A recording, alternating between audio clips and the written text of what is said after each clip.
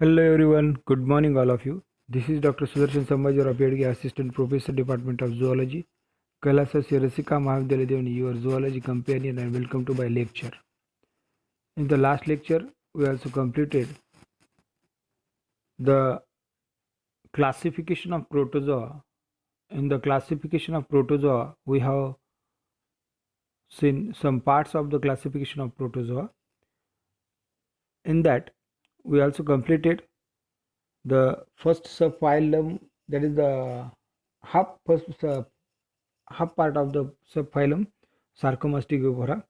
In that, we have seen the superclass first or superclass A, that is the Mastigophora. We call it as the flagellata. In that, we have seen there are two classes, that is the Phytomastigophora as well as the Zoomastigophora. Now, today we will start next part of the that subphylum Sarcomastigophora. Okay, so let's get started today's lecture. In the subphylum Mastigophora, again divided into superclass B. In the superclass, second superclass, that is the Opalinata. You have seen in the Opalinata, there are various kinds of general characteristics is there. If you seen in the Opalinata animals, if you seen in the Opalinata protozoans, that some general characters we have identified, that is the Opalinata, superclass Opalinata. So you have seen here the one particular picture I have put here. In that picture, that is the diagram. Sorry, that is the diagram is related to the Opalina.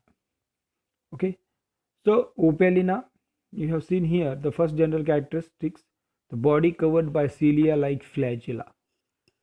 In that figure, you have seen the row of cilia. There are various or many kinds of cilia is present in outside the body wall of the Opalina, and that body cover,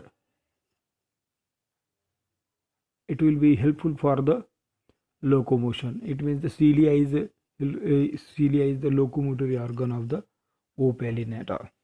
Okay, so this is the Opalinata entire body cover, like flagella like cilia. So another next one is the nuclea and monomorphic. You have seen here there are two kinds of nuclei is there, as well as the nuclei two, as well as the many nuclei are present in the Opalinata, and these Opalinata is the monomorphic. Okay, that Opalinata is a monomorphic nature. Okay, again one more point we have discussed here, that is the reproduction by binary fission or syngamy. In the reproduction by symmetrogenic binary fission, okay, after the formation of new young one or new Opalinata as well as the new species of this superclass, that time they have reproduced with the help of a binary fission or syngamy. Okay, and then produces another next or young one as well as the new species, okay, of Opalina. Okay, as well as these parasites, sorry, these protozoans are the parasitic mainly in frogs and toads. Okay, generally these parasites present in the frogs as well as toads. If you seen in the frogs uh, abdominal cavity as well as the abdominal region or the stomach, in that there are various kinds of Opalina is present in that. That is, it means the parasitic in nature. Okay, generally they have present in the body of the toads as well as the frogs. Okay, so this is the Opalinata, superclass B Opalinata in the subphylum Sarcomastigophora. Okay, next is the third superclass of the Sarcomastigophorae, Mastigophora, subphylum Sarcomastigophora. This third superclass is the Sarcodina, as well as the Rhizopoda. We call it as the Rhizopoda. We have seen in the Sarcodina some general characteristics is there, that the body mostly amoeboid. Okay, these these protozoans are generally amoeboid in nature, as well as locomotion by the pseudopodia. Okay, you have seen here the uh, amoeba picture. In that, these are the lobopodia is also called that is the one particular nature of the pseudopodia. Okay, it means the with the help of locomotion. It means the one they have locomote with the help of pseudopodia.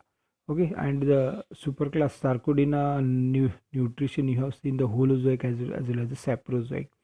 It means those animals are those protozoans is totally depends on other animals. Okay, and these animals is belong to the saprozoic nature. So in that Sarcodina, there are two kinds of classes, that is the Rhizopodia as well as the three kinds of classes: the Rhizopodia, Actinopodia, and the Pyroplasmia. So you have seen here the first of all class Rhizopodia. In the Rhizopodia, you have seen here the Rhizopodia as a lobopodia, pseudopodia as a lobopodia. It means that in the Rhizopodia, the locomotor organ is the lobopodia. It means the pseudopodia, we call it as also lobopodia. It means the Rhizopodia class Rhizopodia protozoans it present in the locomotory organ, that is the lobopodia.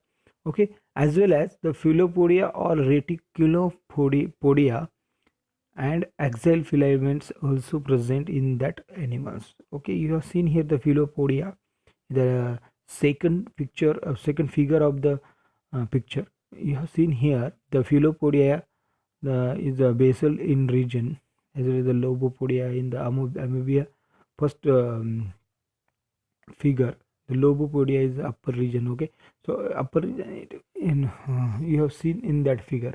Okay, so as well as in the third figure is there, that figure it contains the reticulopodia. It means that there are various kinds of podia, means the foot or the locomotory organs. Okay, and that locomotory organs, it will be distinctive in nature. You have seen the already in the figure, there are various kinds of, or there are different types of the podia, locomotory organ present in the Rhizopodia. Okay, so in that animals you have seen here the Lobopodia, Philopodia, and Reticulopodia. These are the locomotory organs present in the class Rhizopodia. Okay, so again one more point we have discussed here, that is the Rhizopodia is divided into three order, that is the Amobida, as well as the Arcelinida, as well as Formiferida. The Amobida is the example of amoeba, as well as Arcelinida is the example of Arcelia, as well as the Formiferida is the example of Iliphidium. Okay, Ilphidium, the one particular example is there. Okay, so this is the first class of the Sarcodina, superclass Sarcodina, that is the Rhizopodia. Next is the superclass Sarcodina second class, that is the Actinopodia. You have seen here the active Actinopodia, Pseudopodia, mainly Exopodia with the axial filaments. You have seen here the locomotory organ is the Exopodia, and they have locomote with the help of Exopodia. Okay, these are organism, it means the actinophyrus. This picture is the actinophyrus. Okay, this animal is the actinophyrus